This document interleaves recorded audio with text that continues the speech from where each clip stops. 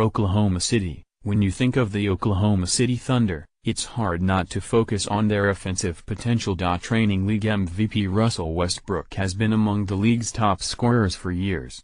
And now joining the mix for the Thunder is Carmelo Anthony, another elite scorer, and Paul George, who has the talent and scoring moxie to light up any defense at any time. But to the surprise of the casual NBA fan, the strength of this Oklahoma City team lies in their defense. More Celtics. In fact, the Celtics are the only team in the NBA with a better defensive rating than the Thunder, 4-3, which makes tonight's matchup between the two one that will likely be decided by which team plays more to the strengths of their still developing identity. Both head coaches in tonight's matchup, Brad Stevens for the Celtics, Billy Donovan for the Thunder, came from the college ranks to the NBA. And when they did, they came with a blueprint for success whose foundation lies heavily in being successful at the defensive end of the floor.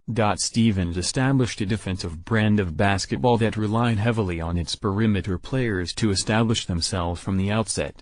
But this season, Boston's interior defenders, led by Al Horford and Aaron Baines, have actually set the tone for a Celtics team whose defensive rating is a league-best 95.1, followed closely by the Thunder 95.9. and Boston's 113-86 win over Sacramento on Wednesday. Boston had 6 players score in double figures as the Celtics extended their league-best winning streak to 6 in a row.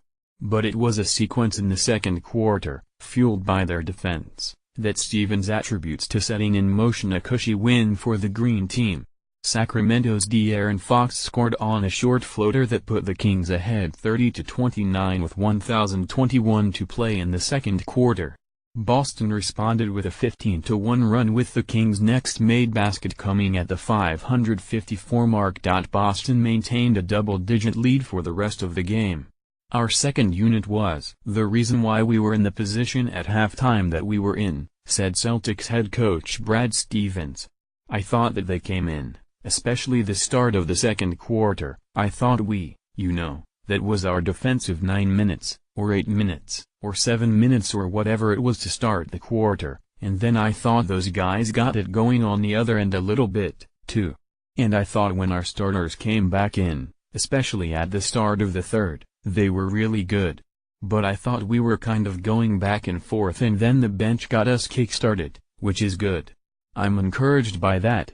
In addition to having Horford and Baines patrol the paint area defensively, Boston also benefits from having players with above-average length, so that when there are inevitable switches defensively, they have players who, because of that length, are capable of contesting shots even when they aren't necessarily in the best position to defend. And that length has allowed Boston's guards to do more gambling defensively, something that has paid off in a big way for Kyrie Irving. Questions about how he would fit into Stevens' defensive schemes have proven to be a moot point thus far. In fact, Irving has played better defense now than at any point in his NBA career. Along with averaging 2.6 steals per game, which is second in the NBA, Irving's overall defensive rating of 92.6 puts him tops among all guards in the league who average at least as many minutes, 33.6, as he does per game. Regardless of how much or how little stock you put in the numbers, the bottom line is that Boston's defense does not suffer when Irving is on the floor. In fact, it has done just the opposite. And while Boston's defense has risen to the occasion regardless of the opponent, tonight's matchup poses a different kind of multi-pronged threat because of Oklahoma City's Big Three, which makes this arguably the toughest defensive assignment the Celtics have faced in this still young NBA season.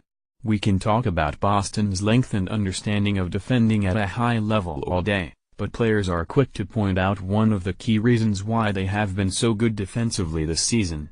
It starts from the top with Brad Stevens, said Boston's Jaylen Brown. That is his emphasis, defense. So we got to try and come out and stay consistent on the side of the ball every single night, which is tough to do. I'm pleased to see where we are at defensively, and I think we can be a whole lot better. I think we have a good group of guys who work their tails off to get better, and I think we are going to continue to go up from here.